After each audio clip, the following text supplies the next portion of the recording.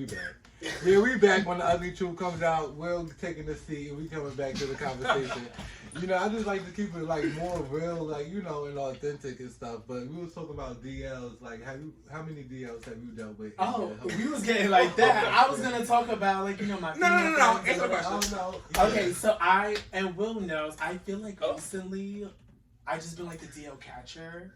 And she the DL whisperer. I mean, and it's like, so I can't lie. When I used to live in Philadelphia, and I think it's because when I was younger, I just looked very vulnerable. Guys on like broadsheet would always try to talk to me. I'm sure. And then they would do like the weirdest thing. They would be like yelling at me from across the street and then like saying their number so they couldn't be seen with me. Sure. But Tristan, you got that look though where you feminine but you masculine. Exactly. And the DLs go for that. So exactly. So I want to know what's this? No, I'm just looking at the stuff on the wall. What you saying? What you saying? The thing came when I said masculine. It is because I think, for example, I give like the best of both worlds. Like, you know, it's a masculine body, but the aesthetic is just so feminine. It's regal. I love it. Yeah. So, and like the thing is, I feel like I'm very approachable, and I'm not like weird about the whole DL thing because I know now when the DLs are trying to get it, they're gonna do different ways. Like I remember literally the other day I was on the train, I was scrolling through my photo album. You know, there were some photos of me that should not be seen by other people.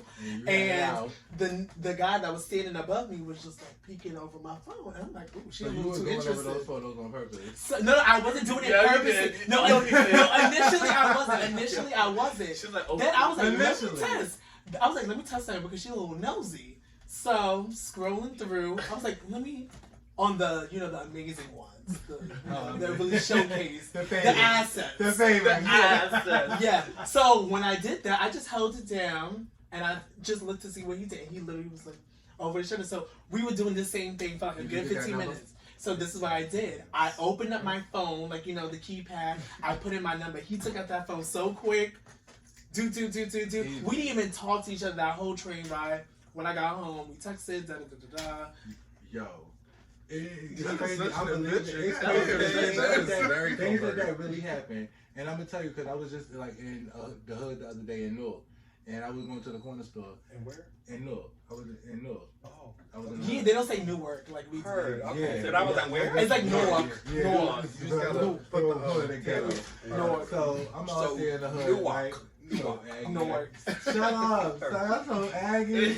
Nah, so I'm out there in Newark in the hood, right? So look, it's one syllable, y'all. And this guy, I'm going to the corner store. First thing he says is, "You need to tint your windows so we can ride around." I already knew that. I already knew that. You gotta catch. So I went up to him or whatever the case may be. With the number. Took the number, whatever the case may be, and he called me like 10 minutes later, asked me where I was at, whatever the case may be, and we had our conversation, and things was done up from there. Right. He hit me up 2 days. He hit me up yesterday. We were supposed to show today, but everything going on. Cancel that. We'll probably chill this weekend. You know what I'm saying? But the way DLs move or whatever the case may be is just so different, so silent. Let me tell you. He hopped in my back seat like I was a fucking Uber to pick him up. When we had a little conversation. But you gotta catch them. It's very easy. It's very easy to catch. It's very easy because, like, for example. But they know what they like. Oh, they not the one. You never would get a DL talking. You know what I'm saying? Being the one on the street, like, oh, like, you know what I'm saying? Like, let me talk to you. You got to be one of those quiet, pretty ones, and they gonna be the ones, coming after you. That's basically what I had. That's quiet. It's pretty. It doesn't happen to me. No, because you also have a very masculine. When you have masculine, you look like just. And so the thing is, gonna play with you like that. Exactly. So they may not know. Yeah. They know with me. Yeah, of course. Even if I'm in my trade effect. They don't know. Because you look feminine. You just look. Yeah, I look feminine. And I have that feminine look too. Yeah. Then I'm small too, and the way I walk and stuff. Yeah. I color my hair. Eyebrows. And whole feminine. So they just like, so this bitch is gay. You know what I mean? You're this bitch is just gay. Like, no, there's certain times because like the other time when I was in downtown Brooklyn, this guy, he came up to me. He's like, yo, bro. He was like, I love your shirt so much. And then I'm like, mind you, it was like a plain ass shirt. I'm like, it was the love. He's like, I love you. How's y'all DL experiences? I don't have any. Well, I am Well, I am DL, so that's my experience. Go ahead. They used to call me Venus. What? He's dead. He go sleep. Come on, wake up. Like, no, I'm not sleeping. I'm dead. Bitch, I'm dead. Okay, R.I.P.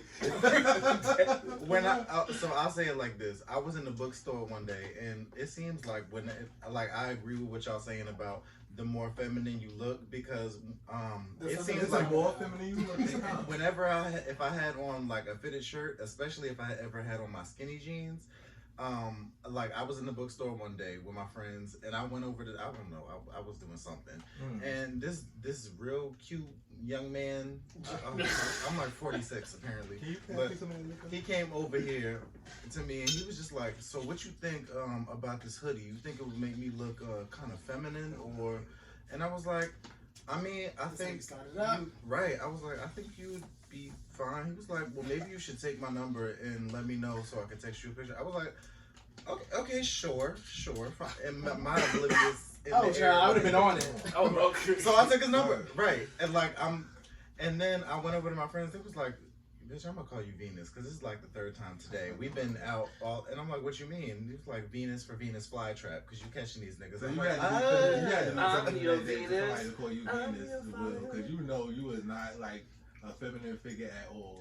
Like you know you're not a feminine. I figure. mean, it depends on the day. I mean, he's also not a masculine figure, so I mean, that's why I would get more masculine than feminine. I would say Will is more masculine. That's why they call them butch queens. True. But it's a spectrum. In the real world, like, it's not even butch queens or trades or, you know what I'm saying? It's a guy or woman. You know what I'm saying? Then, you know, people call it gay or whatever. Yeah. I hate the word faggot. I hate that word. Or whatever. That word just hits me. Or whatever the case may be, because it's just very disrespectful. The word faggot to me is like the word tranny. You know what I'm saying? It's just very disrespectful. It's very like, I agree. It's a derogatory slur, and I only feel like the only people who should be able to use those slurs are people who it has affected. Yeah, definitely. Look at you.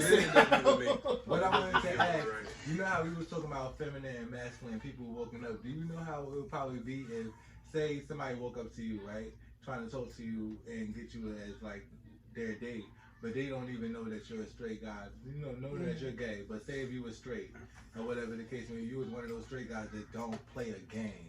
You know what I'm saying? Most people don't give it up like that. You can't just walk up to people and be like, yo, I'm gonna fuck with you. You know what I'm saying? You gotta wait for somebody to actually speak. And I have noticed that because when I was younger, I used to be so outspoken, but now I'm not.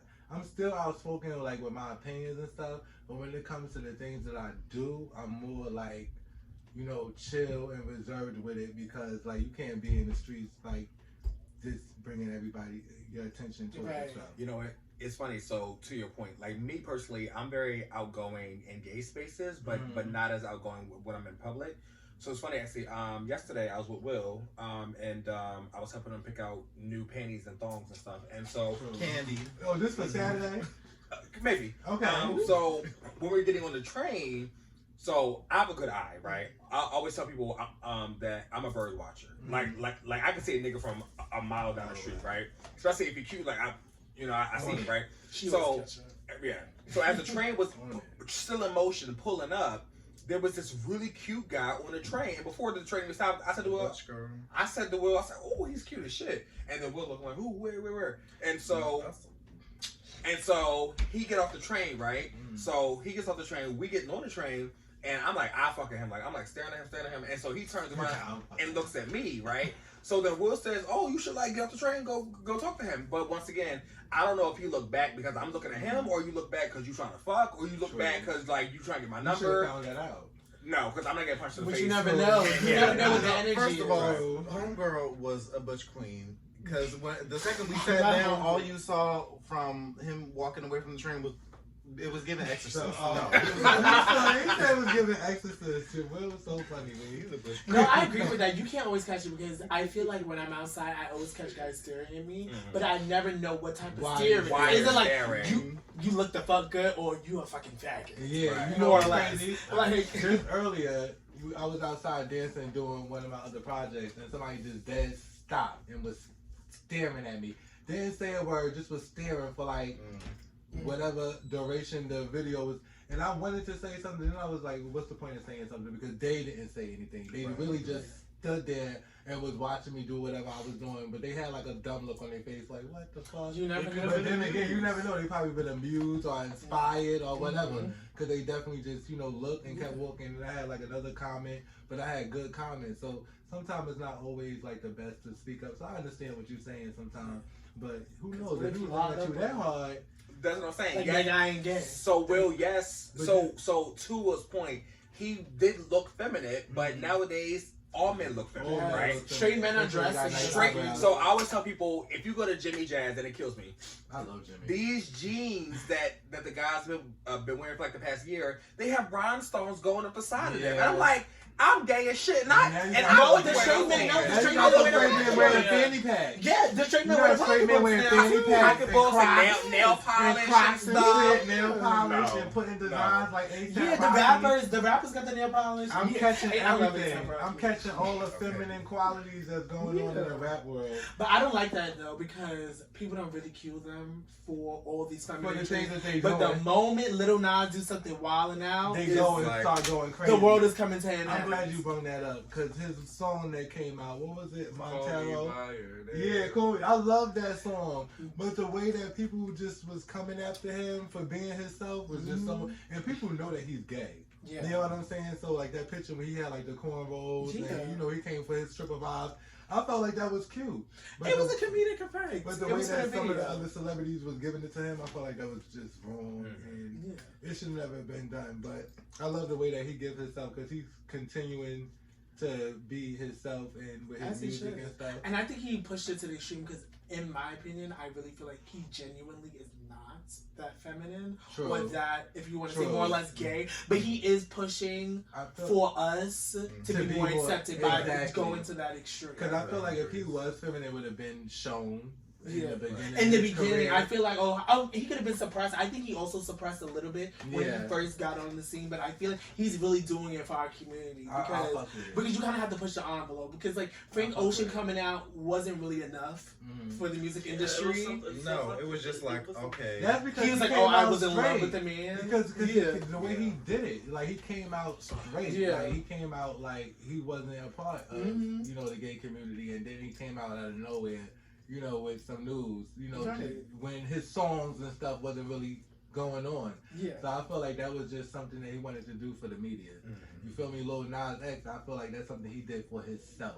Yeah. I feel like the rap world, or like the music industry, they'll accept rappers like, what's her name? Young Ma.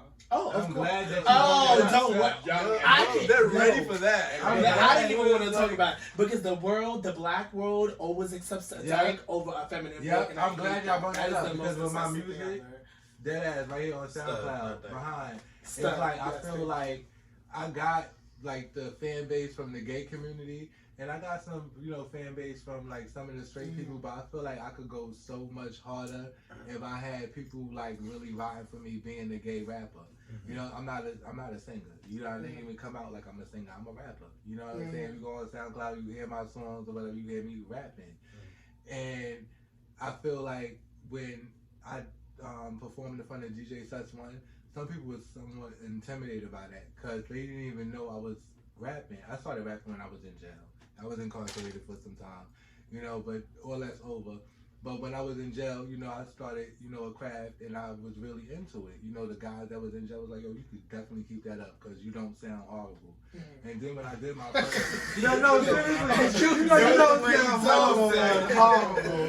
Because I'm one of those, like, do I sound bad? Do I sound? I'm telling you, I was going to every cell, like, it's like, mommy, can I sing? Well, you don't sound horrible. No, for real, no, keep it going, or whatever. And it's something that you gotta start from somewhere. You feel me? And like when you doing songs and stuff, especially when you rapping, everybody gonna have an opinion. Right. And then when you a gay rapper, it's just more opinions on top of it. Or whatever. So you gotta make sure your songs go hard. You gotta make sure the song is something that people will relate to. And my first song that I did was called Pull Up, right? And it was like, if you got a problem with them, my nigga, you could pull up. But when I performed that in Brooklyn, like I ain't get booed or nothing. Okay. Like I really was on stage rapping, you know. And then I did another song, and then I had like mad guys from like Queens and Brooklyn, like in my video, like with me on Snapchat, like with my song. So that gave me more motivation to make another song. But I feel when it comes to the media, they looking at me like, where the fuck did this bitch even come from? Trying to rap, and it's just like I'm not even trying to rap. I'm rapping. I need y'all to like support and press them buttons. I feel like I could have been on the radio already, like Saucy. With the songs that I did, you know what I'm saying? With the songs and stuff that I did, I feel like I could have been like with Saucy, but I feel like maybe I need to go to a different environment, you know. It's not always about what you know. You know, to go to a different environment, and I'm getting ready to collab with a straight guy. I feel like our song together is gonna be popping, and I feel like it'll hit more because I'm rapping with a straight guy, and it's not just me on it. So we'll see where it goes. But other than that, like, what do y'all have going on? Like, any projects for the summer that y'all working on? I know about the soft thing coming up. Can you explain more about that? Oh, the producer. Oh, okay. So, with the Project Soft, you're actually sitting with a member of the cast, and our lovely director, the one who hired us all. Thank you very much. I love it. I'm about to say he signs my paychecks. Yeah, so No, he's great. Thank you. He's saying that because we're on camera. So we just did a project recently. It'll be out on Friday, June 18th, 2021. It's called Soft, a love letter to Black queer men, and it's all about basically Black queer men healing from homophobia and trauma and building a community using the language of contemporary dance. And the reason that we call it Soft is that a lot of Black gay poets, Black queer poets throughout history, from Langston Hughes to James Baldwin all the way up to now to like Danye or Love, they talk about Black men learning to love each other, but also learning how to be soft with themselves and others, and just having this tenderness and this care. And we really did a great job at getting those visuals that shows you tenderness and intimacy and stuff like that between black men. So we're super excited. So check it out. It'll be on YouTube, Instagram, everything. Like I said, Soft, a love letter to Black queer men, by Kamar Jewel, KemarJewel. And I'll definitely be sharing this, so y'all see that on my page as well.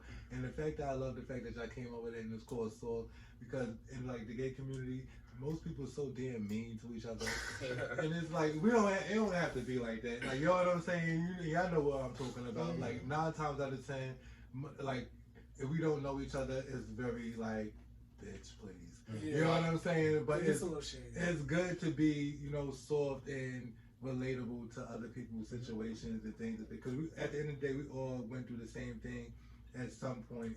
We'll go through the same thing. I feel like we all like go through the same thing, just with different people. Right. That's all, in different times. You feel me? But when it, like, people are not like exactly where they want to be in life or whatever the case may be, they, you know, sometimes shut down or shut out or whatever. But I feel like with Soft coming out and the things that you're going to be talking about and showing, I feel like more people would be, you know, into being themselves. And I definitely like that, or whatever the case may be. So just wrapping up, The Ugly Truth comes out. I really appreciate you guys coming over to Jersey City from New York to do this show. I really appreciate it. He's all the way over. Yes, and this is the wrap in the end of The Ugly Truth comes out. Thank y'all for watching, and it's going to be out next Tuesday. See you later. Deuces. Yo, I love it. Thank y'all so much for coming. I really appreciate it. Of course. This was good. How y'all like the conversation? It was cute.